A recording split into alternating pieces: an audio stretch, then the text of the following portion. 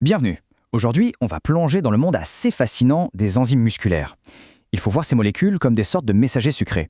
Ils voyagent dans notre sang et transportent des infos vitales sur la santé de nos muscles, de notre cœur et même de notre cerveau. C'est une excellente question, n'est-ce pas? Parce que oui, une simple analyse de sang peut en fait se transformer en une véritable enquête médicale, nous donnant des indices super précieux sur ce qui se passe à l'intérieur de notre corps. Bon, pour commencer, il faut d'abord comprendre qui sont nos principaux suspects. Il s'agit des enzymes, les minuscules mais infatigables ouvriers de notre organisme. Alors, une enzyme, qu'est-ce que c'est au juste? Eh bien, il faut imaginer un ouvrier ultra spécialisé sur une chaîne de montage. Chaque enzyme a une tâche bien précise et permet à des milliers de réactions chimiques de se produire assez vite pour nous maintenir en vie. Sans elle, c'est simple, notre métabolisme serait complètement à l'arrêt. Et ça, attention, c'est un point absolument fondamental. En temps normal, ces enzymes restent bien sagement à l'intérieur des cellules où elles bossent. Leur place n'est pas dans la circulation sanguine, enfin, pas en grande quantité en tout cas. Alors la grande question c'est, comment ces ouvriers internes deviennent-ils des indices externes pour les médecins? C'est là que notre histoire prend un tournant vraiment décisif. Voilà, c'est ça la clé du mystère. Quand une cellule est endommagée, sa membrane devient perméable, un peu comme un mur qui se fissure.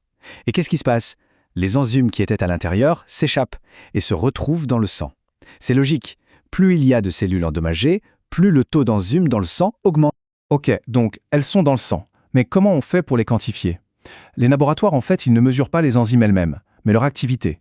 En gros, ils regardent à quelle vitesse l'enzyme transforme sa matière première, qu'on appelle un substrat, en un produit final. Il y a deux manières de faire. La première, la méthode en point final, elle est assez simple. On laisse la réaction se dérouler pendant un temps défini, on la stoppe net et on mesure le résultat. C'est comme prendre une seule photo à la fin d'une course pour voir qui a franchi la ligne d'arrivée. L'autre approche, c'est la méthode cinétique. Là, c'est souvent plus complexe. On ne prend pas juste une photo à la fin, non, on regarde la course en direct.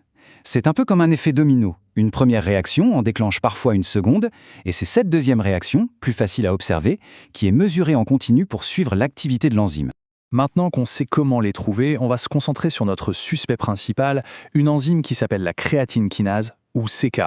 La CK, on la trouve dans des endroits très spécifiques, surtout ceux qui consomment énormément d'énergie. C'est pour ça que sa présence dans le sang est un indicateur si précieux quand il y a des problèmes liés aux muscles, au cœur ou au cerveau. Son rôle, c'est d'être une sorte de banque d'énergie. La CK prend l'énergie de la fameuse molécule d'ATP et la stocke sous une forme super accessible, la créatine phosphate. Comme ça, elle est prête à être utilisée dès qu'un muscle a besoin d'un coup de jus. Mais l'enquête se corse un peu. Parce que la CK, ce n'est pas une seule et même molécule. Il en existe plusieurs versions qu'on appelle des isoformes. Et c'est ça qui permet d'affiner le diagnostic de manière assez spectaculaire. Ce tableau, il est crucial. En identifiant la version spécifique de la CK qui a fuité dans le sang, on peut savoir avec une très grande précision d'où vient le problème. La CKMM, ça nous dit que c'est une lésion musculaire. La CKMB, ça pointe vers une atteinte cardiaque. Et la CKBB, là, c'est un problème au niveau cérébral.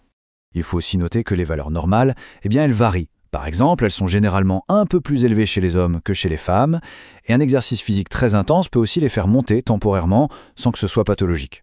L'enquête ne s'arrête pas à la CK, non. D'autres enzymes détectives peuvent fournir des indices supplémentaires pour avoir une vision plus complète. La lactate déshydrogénase, ou LDH, en est un excellent exemple. On la trouve presque partout dans le corps, mais comme la CK, elle possède 5 isoformes différentes. La LDH simple, par exemple, va nous orienter vers un problème musculaire ou au foie, tandis que la LDH1, elle, suggère plutôt une atteinte cardiaque. Et on peut aussi mentionner rapidement l'aldolase. Son dosage est particulièrement important pour diagnostiquer certaines maladies musculaires génétiques, comme la myopathie de Duchenne, mais aussi des problèmes liés au foie. Finalement, tous ces indices, toutes ces enzymes s'assemblent comme les pièces d'un puzzle.